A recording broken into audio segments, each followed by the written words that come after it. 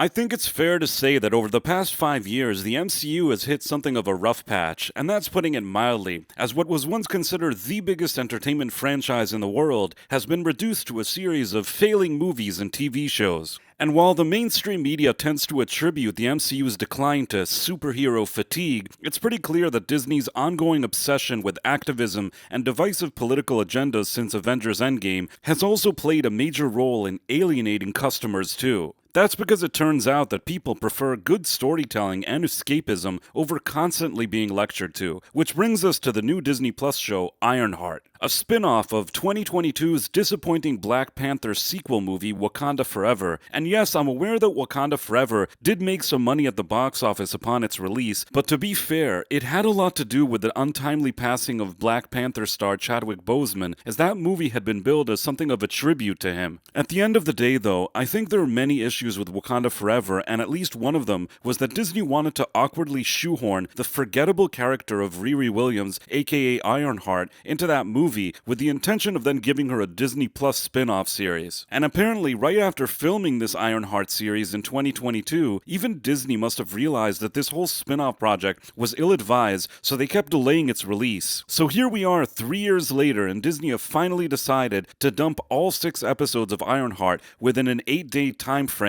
hoping that people quickly forget about it. The most baffling part here is that Disney themselves had already tried to sell the Ironheart character as a new and improved, diverse female Tony Stark within Marvel Comics for years, and she's never really been popular on that front either, so what made Disney think that the outcome would be any different with this show? Still, as a reviewer, I always try to give anything I watch a fair chance, and I certainly did that with Ironheart, but after watching the first 3 out of 6 episodes, I think it's pretty clear why Disney were so embarrassed to release this show. Now, before we dive in, if it's not too much trouble, please consider liking and subscribing to my channel. I spend a lot of time on my videos, and any kind of support I could get would be really amazing. Do it.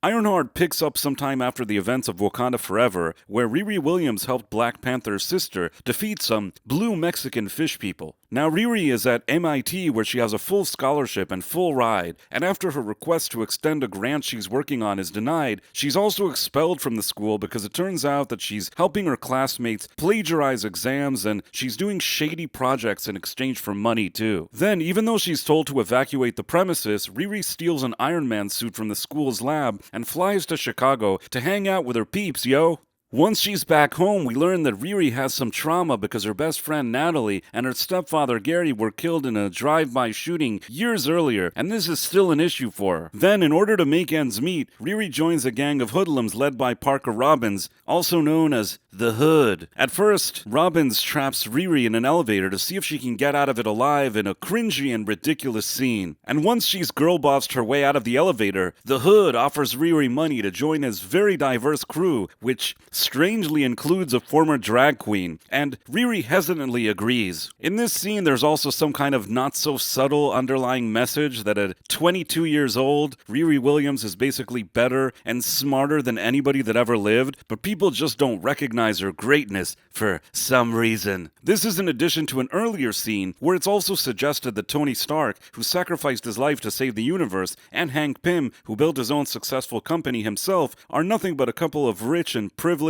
white men. For me, the silliest thing here is that Riri Williams did have the privilege of getting accepted for a full-ride scholarship at one of the best schools in the world, only to then squander the opportunity by behaving poorly and stealing. But all of this is just kind of swept under the carpet for some reason. Anyhow, one of the targets that Riri and the Hood gang go after is the CEO of a company called Tunnel, a CEO that's sort of like a female Elon Musk, or Ellen Musk if you will, and after they trap her alone during some kind of demonstration, the Hood then makes Elon Musk sign over a bunch of shares of her company to him, along with some money. I mean, in real life, it's highly unlikely that a scenario like this could ever happen, even on a logistical level, but whatever. In addition, we also see that the Hood has a hood that makes him invisible at times and he can shapeshift, although it's not really explained how he does it. Then it turns out that Riri has a new AI for her suit that's actually modeled after her deceased friend Natalie, with all of the same exact characteristics as the real Natalie, but oddly, Riri doesn't even remember creating her and also doesn't even bother questioning or investigating how Natalie got there, which is kind of odd since Riri is supposed to be the most intelligent person to ever live. The Hood Hood gang continues stealing money and then popping bottles at their crib. The Hood even shoots a cop during one robbery, and Riri Williams is fine with that, which is actually consistent with her character in Wakanda Forever, where she also seemingly leads to the deaths of a bunch of officers, and then nobody ever mentions it. Anyhow, the Hood gang are all celebrating their latest heist, but when one of the gang members touches the Hood's hood, the Hood's right-hand man gets upset at her because the Hood is magical or something. Riri then starts feeling bad about taking part in all these criminal activities, but then the Hood is like, nah girl, you good, yo? So Riri then decides she wants to do some good with her money, and she ends up buying Natalie's brother some new headphones, but then he's like, nah,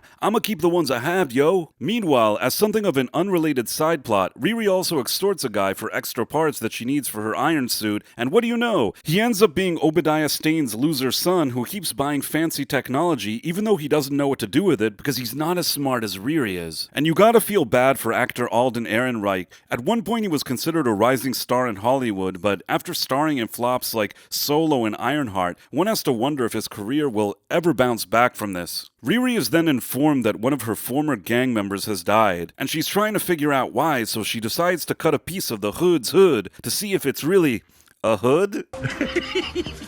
Then there's some big climax where some guy doesn't want to sign contracts giving over his company, so the Hood kills him. Then at the end, Riri fights with the Hood's right-hand man, and then she leaves him to die because she's a terrible person. The Hood then gets visions and voices from people that Riri was responsible for his right-hand man's death, and even though he himself is trying to disconnect himself from their influence, they're somehow pulling him back into the dark side. And that's about where things end. I know I often make fun of Disney's stupid decision-making these days, but I honestly can't fathom how a company with so much money and resources could produce a show that's as awful as Ironheart. Even if I ignored all the more agenda-driven elements of the show, the truth is, its biggest problem is that the storytelling is simply unacceptable. I mean, the writing here is beyond dumb and pathetic. It's an absolute embarrassing disaster. The show feels like CW-level slop along the lines of Batwoman, just with a much bigger budget, but it really has no redeeming quality, and worst of all, it's rather boring too. And beyond the writing issues, the biggest problem this show has is both the character itself and the actress playing her. For starters, Riri Williams really brings nothing to the table. She keeps doing bad things with no remorse, and as a viewer, you're never rooting for her to succeed because she's very unlikable. In addition, with all due respect to actress Dominique Thorne, there's nothing about her presence that causes you to overlook her character's flaws. At the risk of sounding like a bit of a douche, an actress in a comic book role like this one either has to be drop-dead gorgeous,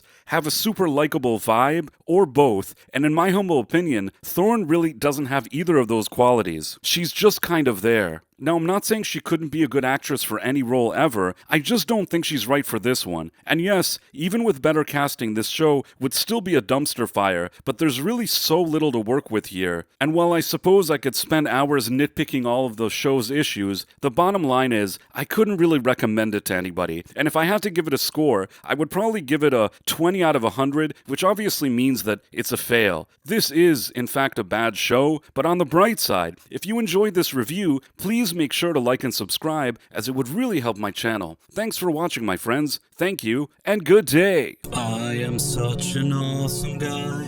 I make so many videos. But